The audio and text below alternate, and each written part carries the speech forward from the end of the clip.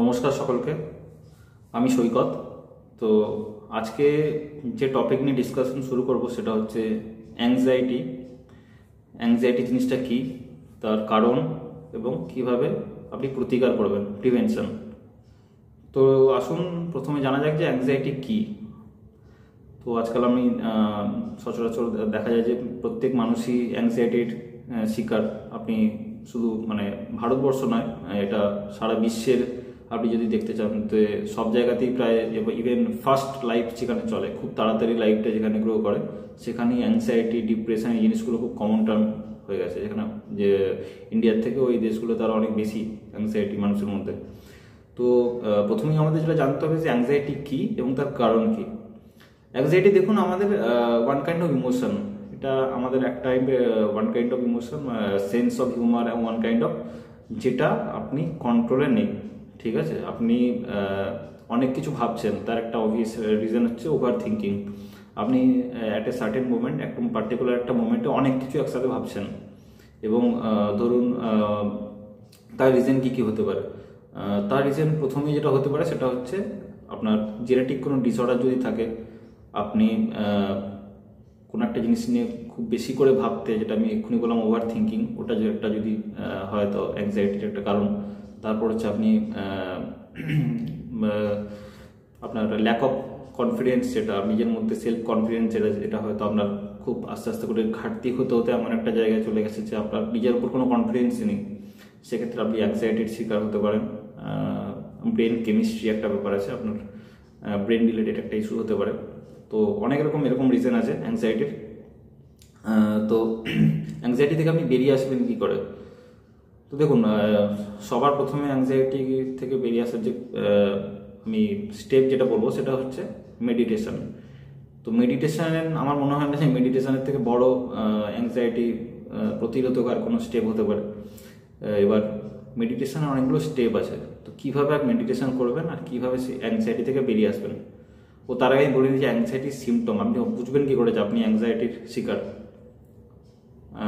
আপনি হয়তো বসে আছেন, হঠাৎ করে দেখছেন হঠাৎ করে মাথায় একসাথে অনেক রকম চিন্তা চলে আসছে, আপনি ভয় পেয়ে গেলেন, হঠাৎ করে সেলফ কনফিডেন্স ল্যাক করছে, আপনি বুঝতে পারছেন যে আপনার কিছু একটা প্রবলেম হচ্ছে, হঠাৎ করে কেউ আপনাকে ইগনোর করলো। হ্যাঁ, আর একটা জিনিস আমি যেটা বলতে ভুলে গেছি সেটা হচ্ছে কারণ।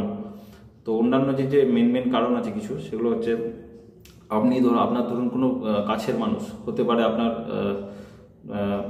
কোনো খুব বিশেষ বন্ধু হতে পারে, নর্মাল বন্ধু হতে পারে, কেউ যে যিনি আপনার খুব কাছের, তো তাদের মধ্যে কেউ ধরুন আপনার সাথে কোনো খারাপ কিছু করলো বা আপনাকে ইগনোর করলো, আপনার সাথে 4 দিন কথা বললো না, যেটা আপনি এক্সপেক্ট করেননি তার কাছ থেকে।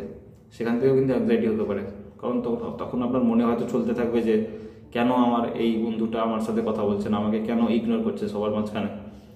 বা ধরুন সবার সামনে আপনার কোনো প্রিয়জন আপনাকে অপমান করলো, এটা আপনার মাথায় সারাদিন ঘুরতে থাকবে এবং ওখান থেকে ওভার থিঙ্কিংয়ের শিকার হয়ে আপনি অ্যাংজাইটির শিকার হতে পারেন। তো আপনার মনে ভয় চলে আসবে, আমি কিছু ভুল করলাম কিনা, কীভাবে রেকটিফাই করব।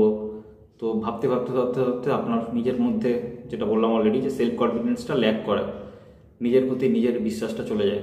তো সেক্ষেত্রে আপনাকে কী কী করতে হবে? তো প্রথমে যেটা বললাম মেডিটেশন একটা সুন্দর একটা স্টেপ। আপনি প্রথম কয়েকদিন মেডিটেশনে বেশি করার দরকার নেই, বেশিক্ষণ, 5 থেকে 10 মিনিট এনাফ। মেডিটেশন আপনি এভাবে শুরু করবেন যে ধরুন যখন আপনি চোখটা বন্ধ করলেন, ঘুমের আগে মেডিটেশন সবথেকে ভালো টাইম, বা অন্যান্য যে কোনো টাইমে করতে পারেন, তবে ঘুমের আগে করলে সুবিধা হয়, কারণ রাত্রেবেলা ঘুমের আগে, কারণ তারপরে যেহেতু আপনি ঘুমাবেন। তো এইভাবে শুরু করুন যে 5 থেকে 10 মিনিট এনাফ প্রথম কিছুদিন। এবার আপনি কীভাবে মেডিটেশন করবেন, ধরুন আপনি যখন চোখটা বুঝলেন, আপনার মাথায় একসাথে অনেক রকম মোমেন্ট, অনেক কিছু হঠাৎ করে ভিড় হয়ে আসছে। তাহলে আপনি আস্তে আস্তে আপনাকে কী করতে হবে, আপনার যে কোনো একটা পয়েন্ট আপনি ভেবে নিন। কালো ব্ল্যাক কোনো পয়েন্ট হতে পারে, কোনো সাদা পয়েন্ট হতে পারে, হোয়াইট পয়েন্ট, কিছু একটা ভেবে নিন যেটা আপনি ভাবতে পারবেন। কোনো কুকুর, কোনো ছাগল, বেড়াল, আপনার যে জিনিসটা মাথায় ওই মুহূর্তে আসছে সেটা এমন কিছু ভেবে নিন।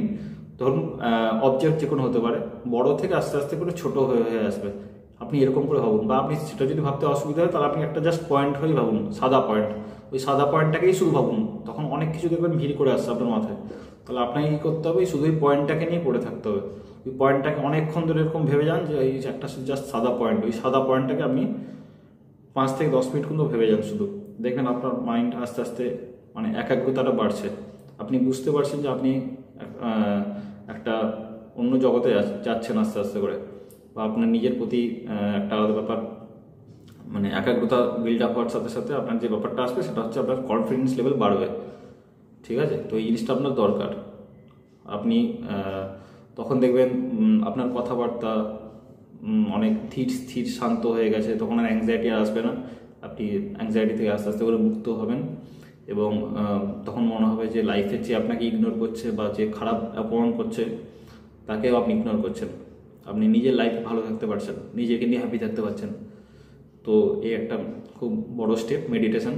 এছাড়া আপনি যেটা করতে পারেন, কিছু ফুড হ্যাবিট চেঞ্জ করতে পারেন, ভালো হেলদি ফ্রুটস বা এই টাইপের কিছু খেতে পারেন। আপনার যেটা ইচ্ছে করছে, পছন্দের মুভি দেখতে যাওয়া বা পছন্দের গান শোনা, ঘুরতে যেতে ইচ্ছে হলে ঘুরতে যেতে পারেন কোথাও। তো আপনার যেটা ইচ্ছে করছে সেটা করুন। তো সাথে সাথে এইগুলো করুন, আর সেলফ কনফিডেন্স আস্তে আস্তে করে গ্রো করুন। ভালো বই পড়ুন, সিনেমা দেখুন, যেটা ইচ্ছে করছে সেটাই করুন। দেখবেন আস্তে আস্তে করে আপনার কনফিডেন্স লেভেলও বাড়ছে, আর আপনি আস্তে আস্তে করে অ্যাংজাইটি আপনাকে আর গ্রাস করতে পারবে না, বরং দূরে চলে যাবে। তো সবাই ভালো থাকবেন। তো নেক্সট এপিসোডে আমি অন্য কোনো টপিক নিয়ে ডিসকাশন করব। তো আজকের মতো ধন্যবাদ সবাইকে, যারা আমার সাথে থাকলেন। ধন্যবাদ সবাই।